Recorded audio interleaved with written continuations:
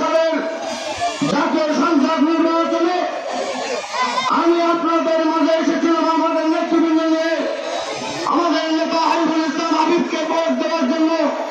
সেদিন আমরা স্বতঃস্ফূর্ত ভাবে আপনাদের উত্তর এলাকার যে সমস্ত রাস্তাঘাটগুলো ছিল এই গ্রামের বৃদ্ধি করে গেছিল, রাস্তাঘাটের উন্নয়ন করে গেছিল।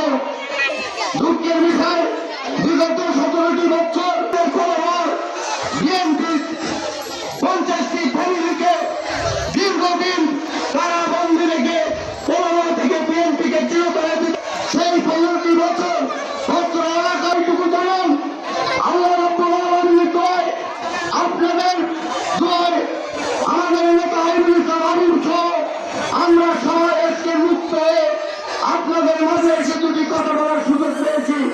ইতিমধ্যেই আপনারা শুনেছেন এদেশের আগামী সংসদ নির্বাচনের দিন তারিখ ঘোষণা করা হয়েছে। আর মাত্র 3টি মাস সময় আছে সামনে, আগামী ফেব্রুয়ারি মাসে নির্বাচন। এই নির্বাচনে আবারও আপনার আমার পরীক্ষিত নেতা, আমাদের অত্যন্ত প্রিয় ভাজন, অত্যন্ত কাছের নেতা হাবিবুল ইসলাম হাবিব আমাদের মাঝে আসছেন। এই ধানের শীষ প্রতীক নিয়ে আমরা ইনশাআল্লাহ আগামী দিন নির্বাচনে আপনাদের কাছে আহ্বান জানাবো এই হাবিবুল ইসলাম হাবিবকে আবারও সবাই তাদের কাজ নিয়ে বিপুল ভোটে ধানের শীষ মার্কায় ভোট দিয়ে আবারও সংসদে পাঠাবেন। আমি দেখেছি দীর্ঘদিন জেল থেকে আসার পর এই গ্রামের এমন কোন জায়গা নেই, এমন কোন রাস্তা নেই।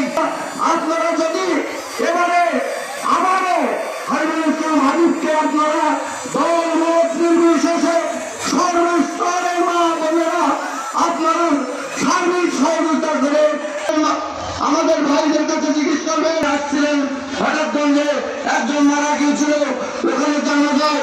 তুমি আমাকে বলি কাজগুলো ইনশাল্লাহ আমি যদি সংসদে যেতে পারি, যা রাস্তা এই রাস্তার এখান থেকে রাজপুরা পর্যন্ত জেলার কার্পেটিং চলছে, ওই যে অসমাপ্ত কাজগুলো আছে তিনি ইনশাল্লাহ সমাপ্ত করে দেবেন। তিনি ইতিমধ্যেই কথা দিয়েছেন। আপনাদের কাছে শুধু এইটুকু বলবো, এইবারের নির্বাচন 2001 সালের নির্বাচনের ভিতরে আসছে। আপনাদেরকে আজকে আপনাদের কাছে আহ্বান জানাবো, আপনারা ওই বিভ্রান্তিতে না করে যদি ইসলামের দলের নামে ইসলামের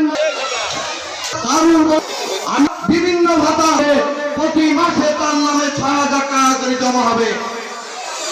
বিগত দিনে তার প্রমাণ, আগামী দিনেও ইনশাল্লাহ আপনারা বিএনপিকে যদি রাষ্ট্র ক্ষমতায় দিতে পারেন, ইনশাল্লাহ যে কথাগুলো বলছি আমার নেতা তারেক রহমানের কথা ইনশাল্লাহ অক্ষরে অক্ষরে পালন হবে। আমার নেতা হাবিবুল ইসলাম হাবিবের কথা কাজ হবে। তাই আপনাদের কাছে আহ্বান জানাবো, আপনাদের আর কষ্ট দেব না। অনেক কষ্ট দিয়েছি, অনেকদিন পর আপনাদের সাথে দেখা হয়েছে, আমার খুব ভালো লাগছে। আপনারা আমার জন্য দোয়া করবেন, আপনাদের জন্য দোয়া করি। ইনশাল্লাহ আমরা আশাবাদী আপনারা সবাই তাদের কাজ মিলিয়ে ধানের শীষে ভোট দেবেন। এই আশা আমরা রাখতে পারি যদি আপনারা সবাই একটা বার হাত উঁচু করে করতে পারেন ইনশাল্লাহ। ধন্যবাদ সবাইকে, ধন্যবাদ। আপনারা যার সেই জায়গায় বসেন, আপনাদের জন্য সামান্য তারকের ব্যবস্থায় সকাল সকাল বাড়ি দেবেন, সংসর্গ পাবেন। এই আশাবাদ ব্যক্ত করে আমি আমার সংক্ষিপ্ত বক্তব্য শেষ